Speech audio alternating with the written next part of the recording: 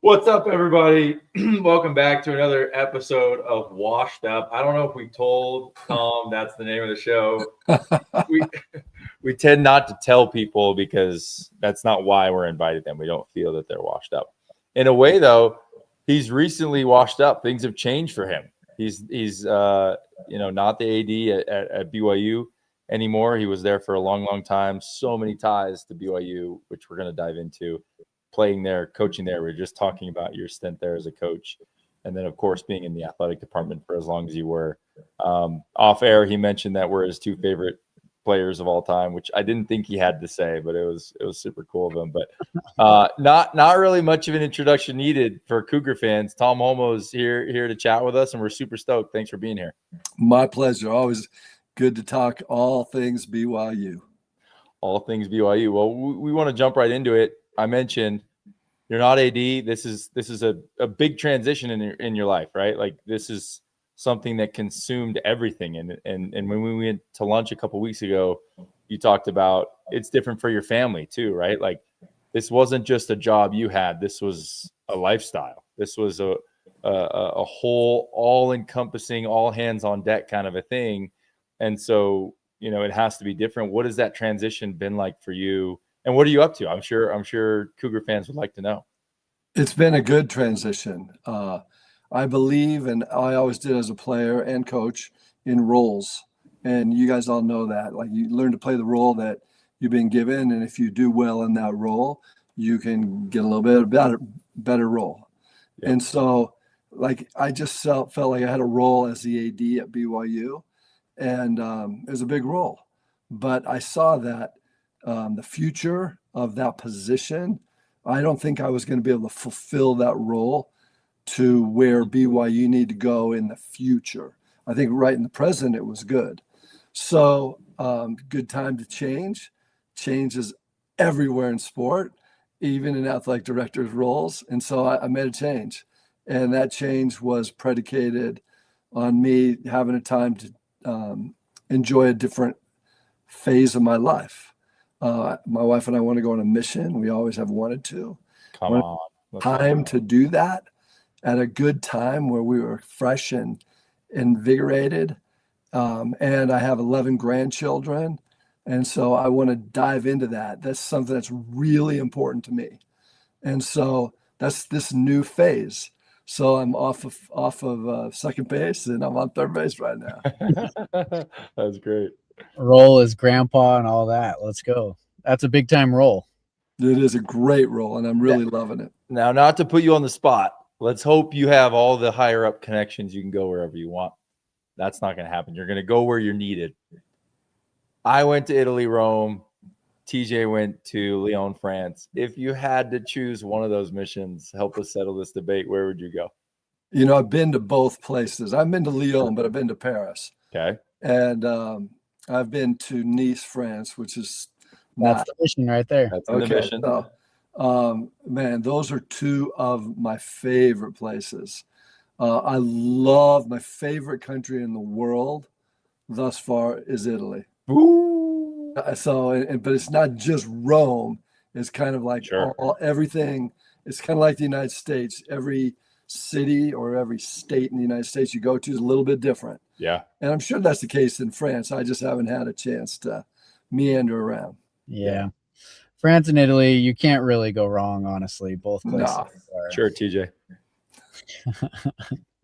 They're both phenomenal. Well, I mean, talking about roles here, fill us in on kind of this transition to Brian and Brian's role in this new AD and your excitement about Brian taking over. I feel that right now the transition's smooth. It's like what I anticipated it being. I didn't know exactly how it would go, and time will tell. But I knew what to expect because I've been around Brian for 23 years. Awesome. One thing that's really interesting that I've been thinking about is for the last 23 years, there's probably no one other than my wife that I've spent more time with. Just like being in our jobs, we're both committed to that program. And so I miss him.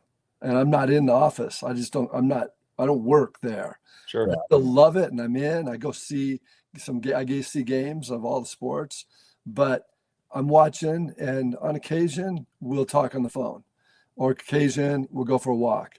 But I think he's doing a great job. He's got some tough things that by the news, and Right. some things that you haven't. And I think he's handling them how he would and how I think he would, which is great. So he's off to a great start. Was it? We recently had a couple home games in football. You're athletic director. You overall the sports. You obviously played and coached in football. It's a little bit more, and we're basketball players. We admit that, but football is king, right? It's just another level, right? College football is amazing. What was it like being at those games? Like sitting, I don't know, were you on the sidelines? Like, where were you? What was it like just not having the game day, probably insanity, all these things that people don't even realize you have to deal with during a game, at a game, before the game, prepping for the game, all those things. Like, what was that like? Was it pretty weird? Yeah, it was different. I liked it. It was way much different. Every time I step into that stadium, Lavelle Edwards Stadium, I played there. I coached there, awesome. And I'm worried there as an administrator. I just love the first two games thus far. Teams playing well. The fans are red hot on fire. The surroundings, the game day experience. I just sit back there and watch, and I don't have a care in the world, other than I'm hoping that individual players that I know and collective aspects of the team will do well. But I don't know if I should say this. I might get a lot of people rip me up for this, but in the first game of the season, we got a pretty big lead against Portland State. There's about 5 minutes to go in the game. We got the ball, and I turned to my family, my wife, who I drove to the game with for the first time in 23 years. Yeah. And I said, babe, should we beat the traffic? Come on. And she just was like, looked at me like, what are you talking about? Where did my husband go? But I'm saying, look, man, I don't have any stress. I mean, it was an earlier game, 6 o'clock, but normally on an 8:15 game or something like that. Sure. I'm walking across the field at about 1:15 to get ready to go in my car, and everyone's gone except people cleaning out the stadium. Right. And so for this time, when I'm walking out the stadium, people are looking at me like, Tom, where are you going? And I'm like, I'm just going to the bathroom real quick. Where are you going? Hey, I'm just bathroom real quick. Yeah. That's so amazing. I hope that the 3.5 million people that are watching this podcast don't come after me now. It's actually 4.5, but that's okay. Fine. Is it like, I mean, you've obviously experienced football at so many different levels, playing, coaching, athletic director, all of that. I mean, obviously you're like, the stress isn't there, but like when I watch a game, I'm so curious. Like I'm watching KY is on the basketball stage. Like I'm watching KY, I'm watching the coaches, I'm watching like how they handle timeouts, all this stuff. I mean, you've seen football at every level. Are you just a fan? Is it like, are you seeing things as an AD? Are you like watching more coach, or is it just like, I got nothing, like this is great? Well, I think I'm probably just like you guys. I think once you're out of it and you're not in the role of ownership, that you become a fan again. Yeah. And it's purely different. So, I mean, there's no part of me that's not going to analyze the game. You know that. You guys do that. You go to the basketball game and you say, shouldn't have done that. Bad pass. Why did they do that? You're asking your question. You're analyzing it. I did that as an AD, but it had a lot to do with what I was going to talk to the staff about or suggestions that might help. I really didn't do X's and O's with Kalani or Bronco when I was there, or assistant coaches. We'd talk football sometimes, but I learned as a coach that I didn't want the administrator telling me as a coach what to do. So I never have. But watching those games, do I have an opinion on what should be going on? Absolutely. We need to get those unfiltered on the show sometime. We could do like the Manning brothers, the Manning cats. That would be awesome. That would be awesome. No, we're not doing that, boys. I know. No, we can't. We don't have the budget for it. We can't that's the only thing that would keep me out of the budget. No, not enough. Kind of like, I'm just so curious about this. you're talking about how great it is, and you're allowing yourself to be a fan, and it's just seeing it from a different perspective, which is refreshing and new and awesome. What's something that people don't realize, you do specifically, or the athletic department does, like just behind the scenes for a game day? Like what adds that stress? Because it's a production. Like people don't realize how much it takes. What are some of those things that you did that it'll be you won't miss necessarily? I think what people don't realize is how many people, the sheer number of people go into putting on that event. And one of my favorite things is when I played at BYU, the athletic director was Glenn Tuckett, legendary athletic director, is a Hall of Fame baseball coach at BYU, but a great AD. And when I was a student athlete at BYU, we had a good AD student athlete relationship. We talked a number of times and about a number of things. I went to him on some term papers and stuff, and he was a good friend of mine. He passed away just a couple of years ago in his 90s, and I saw him a couple of times, but just a few years ago, I saw him one time in the stadium, and he looked at me and said, he looked around the stadium and said, "What have you done to the stadium? It's like a NASCAR event. It's like a 3-ring circus." And he said, when I was the AD, there was one sign in the stadium, and that was KSL, our broadcast partner. Wow. And I just smiled and said, "Glenn, this was like 35 or 40 years ago. Things have changed so much." And that's one of the things is people now, they used to come to the game and the game was enough. Yeah. Maybe the band, halftime, marching band. Right. But now it's entertainment. It's a fan experience is what dictates to many people whether they like the game or not. And that's how it is. And I'm going to say in the next 3 to 5, 7 years, buckle up. It's going to get much better. Last year we had drones in the air at a game. And I'm looking going, what in the world are we doing with You're drones? Like this? Now it's NASCAR. But I'm telling you, it's where we are, and we're keeping up with it. Yeah. And I can't wait. I really am super anxious and excited to see where this goes. 1, the game itself, and 2, the game experience. It's so true. I know you're seeing it all unfold right before our eyes. Like everything is changing right now in college athletics. And I think BYU is doing a great job. Like if you haven't been to a football game in a long time, you need to go because the experience is super cool. Like Eric and I say this all the time. Like we've been to many professional games, both basketball and football, and many college games as well. And nobody does it as well as BYU. BYU, the game experience, the game day experience is top notch. It's phenomenal. It's really cool to be a part of. Yeah. And the same thing is true for the Marriott Center. Yeah, I have people from the Big 12 that for the last year and the year before were in the Marriott Center for the first time, or at Lavelle Edwards for the first time. In the Marriott Center, they're like going, "I can't believe this. When did you build this stadium? I mean, this arena?" They think it's like brand new. Yeah. But the BYU's done an incredible job of keeping it looking new, and up is a great facility. But when it gets hopping with the rock and everything that our game day experience people put into it, it's an experience. And that's how it should be right now. Yeah. Well, you're talking about the old one sign KSL in the stadium, all those memories coming back to your playing days, to coaching, to AD, all that. Do you have moments that stick out to you that are like, man, that was such a great moment? Some of your favorites. Yeah, sure. I mean, I would say game. I think there's moments that are game experiences, and then like maybe personal, where it's an experience that changed you. Or it was a person, one of your teammates that you connected with in a way that went beyond just normal. You became someone that they counted on and you counted on, and you knew you trusted them, not just for the game or the season, but you trust them for the rest of your life. Those are super sacred. I wouldn't share them, but there's a bunch of those. But I will share. My favorite playing experience wasn't in Lavelle Edwards, but it was obviously the Miracle Bowl. 1980. It was just so crazy. And the people have written a book. There's literally a movie that's in the works that'll be about that.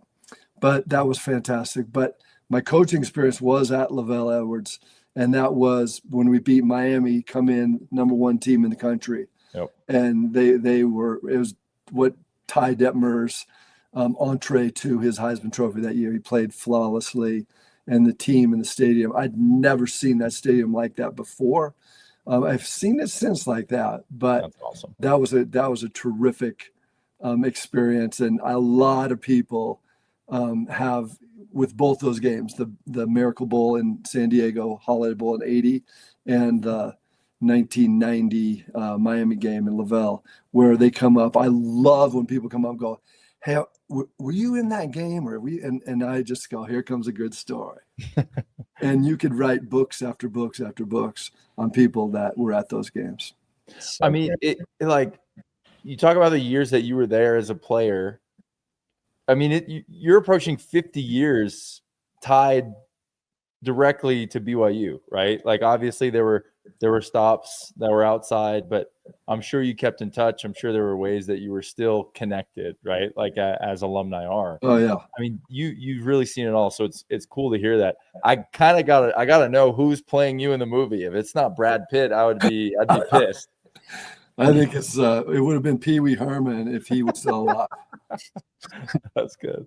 I mean, man, some of these moments, like you've lived through all of them, which is just so cool. Like those are the biggest moments in BYU history, and you've gotten them. You've been a part of them from different angles, which is really cool. Our follow-up question is, what about outside of BYU, right? Like you also have an incredible career that isn't directly tied at the hip with BYU, with your pro career, with your coaching, everything that you did. I mean, you won Super Bowls. You were around and part of these incredible teams. Is there a moment, or are there moments that stick out that you look back and you're like, holy cow, this is like, it's crazy I did that too? It's kind of, I told you that there's some sacred moments. I'm going to share one because I've shared this one a lot, but it is my favorite 49er time as a coach or a player with San Francisco. And that was like 1 year Joe Montana got hurt. He hurt his back earlier in the season and he wasn't supposed to make it back, and he was going to miss the whole year. And about maybe 5 weeks after surgery, all of a sudden you see Joe coming into the facility when we'd be practicing. You wouldn't see him early, and then you'd see him in the weight room. And then while we're practicing, starting to throw. And so we would go to him and say, "Joe, what are you doing?" I think I might be able to come back this year. And we're saying no. Like Dwight Clark was his best friend. Like, no, you're not coming back. The players did not want him to come back. Take the year off, heal up all the way, and come back. But he was a guy that said, look, we had a couple of players on this team, fortunately our best players, and he said, this is my team, and I'm going to be there for you when I'm ready to go. And so we played St. Louis Cardinals, shows you how far back it was, in Candlestick Park, and everyone in the city knew that Joe was playing that night. And they introduced, it was actually in the day, and when they used to introduce the team offense, they'd come out. When they introduced his name, I've never heard that stadium be so loud. And I got goosebumps. I have goosebumps right now just thinking of him coming out. And it was one of his very, very best games ever. I think he had 380 yards, like 4 touchdowns. And I had a pick 6 in the game. So that had a little bit to do with it. But it was just like the meaning for that. I can't remember a lot of the details of games, but I will never forget one of my favorite teammates, one of the greatest players ever, the sacrifice he made for the team, which meant for me.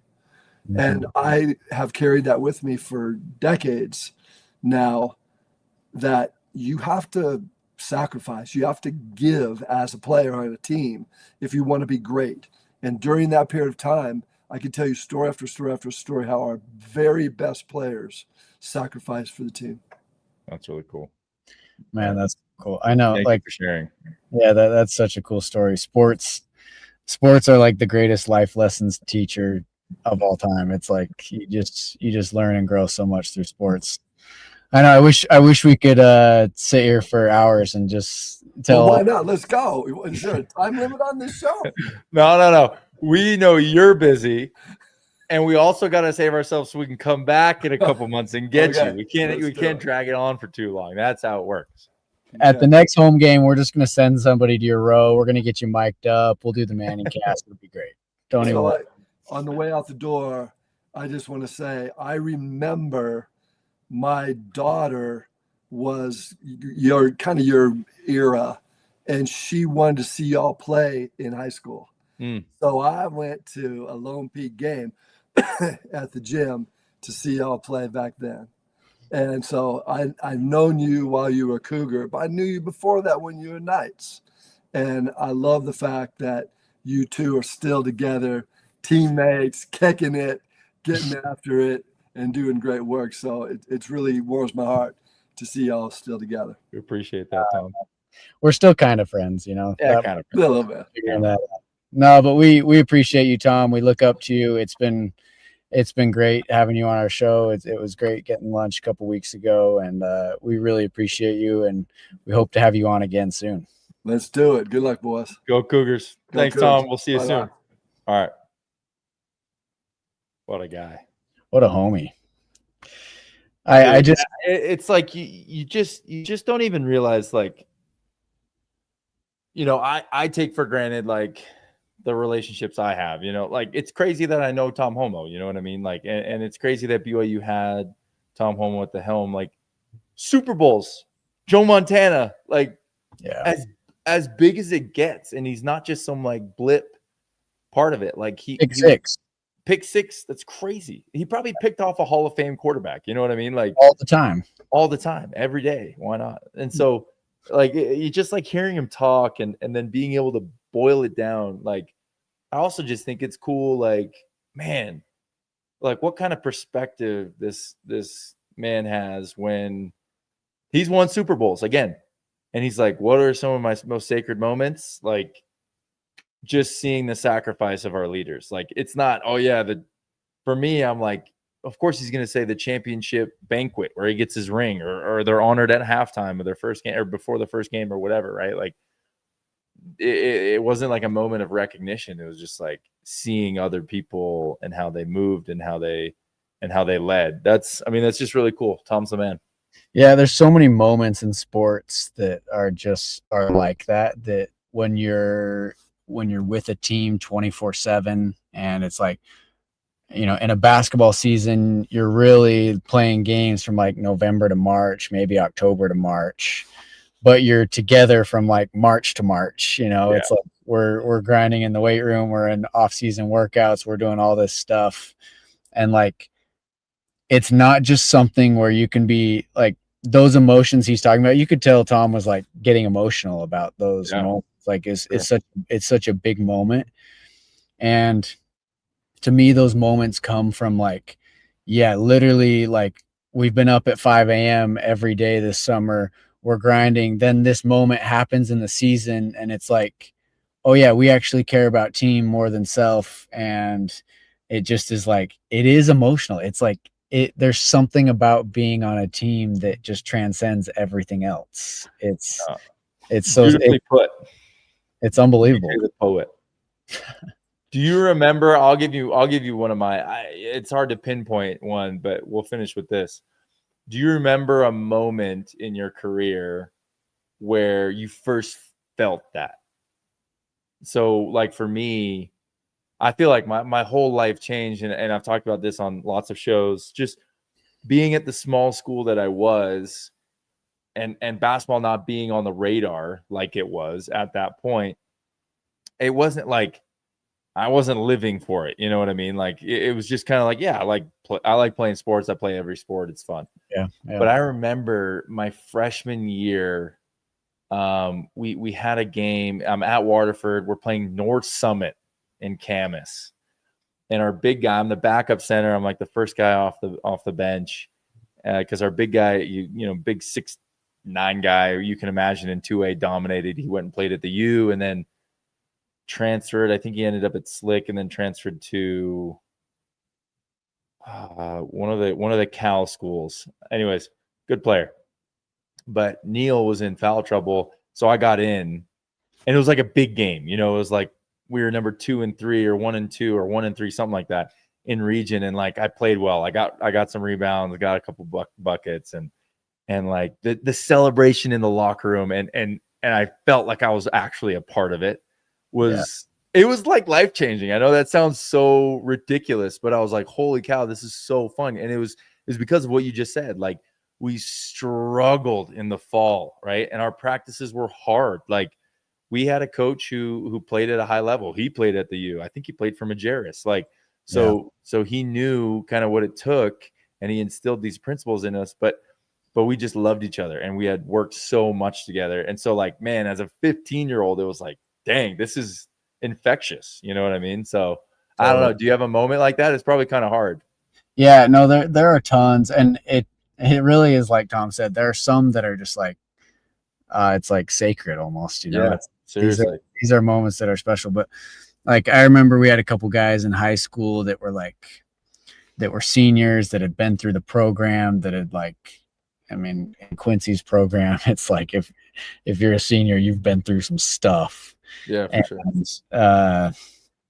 And I remember him just like saying, look, I'm good not playing. I'm good taking this role to just like battle test the guys every single day to help you. Cause like, I know that's going to help us win at the end of the season.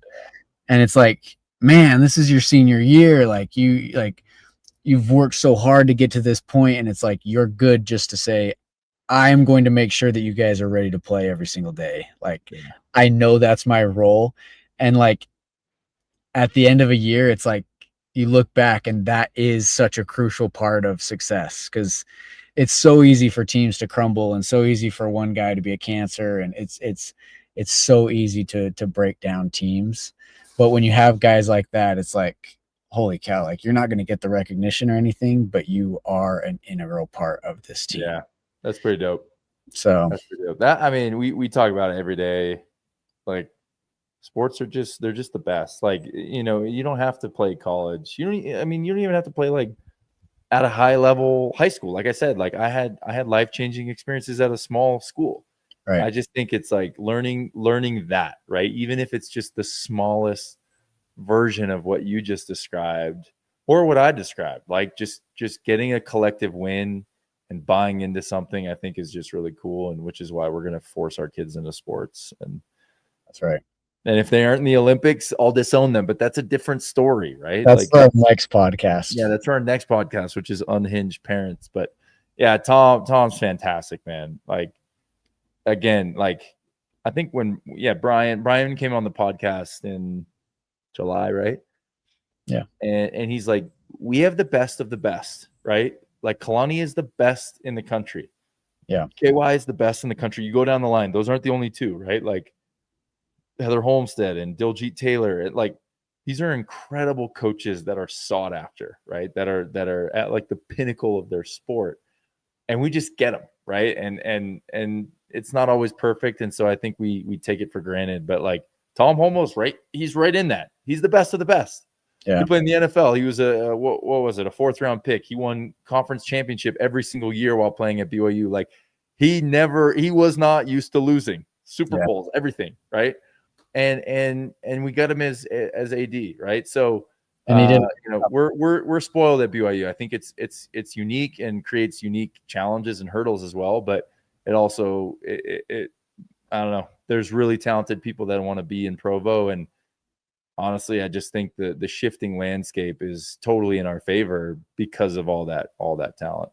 Totally, I completely agree. Wow, you agree with me? That's amazing. That is amazing, actually. Well, we got a lot of people on today, man. A lot of people watching the show. That's big time. First of all, just thank you guys for being here. This has been so fun, getting a rhythm going at on Tuesday evenings. Thank you guys for being here. We're going to be here next week with, drumroll, Lee Camard, the legend. Which we'll let you guys decide who was the better number 30. That's the only thing we'll talk about for 30 minutes. For 30 minutes on the 30th. And the winner gets 30. But yeah, Lee Camard's going to come on. We got Coach Linehan, I think, the week after. Obviously, the coaching schedule was a little bit nuts. We're trying to get someone with some North Carolina insight the week after that. We just had Jerem Jordan hooked it up and texted Sean Farnham. He's going to be on the show. We got CBS analysts. We got people. And when we start going after games, it's going to be a lot of fun. A lot of fun. Jonathan Tavernari said he'll hop on the live stream after a game. Like, come on, we're just going to be arguing with JT. It's going to be amazing. So thank you guys for being here. Stay tuned. Michael Jordan will not be on the show. But yeah, stay tuned. We got some fun stuff coming on. And really, like, if you guys are here and you're enjoying this, like, please interact with us on Instagram and Twitter. Like, we love feedback. We love people here messaging in the live stream. If you guys want to DM us, comment on a reel, like, give us some feedback. Like, tell us who you want. Tell us what you want us to talk about. Like, we're having a really, really good time and appreciate you guys being here. So let's level up, man. Let's get even more interaction going, baby. DJ needs it. He doesn't have any friends. Nice, bro. All right. See you guys. Thanks for being here. See you next week.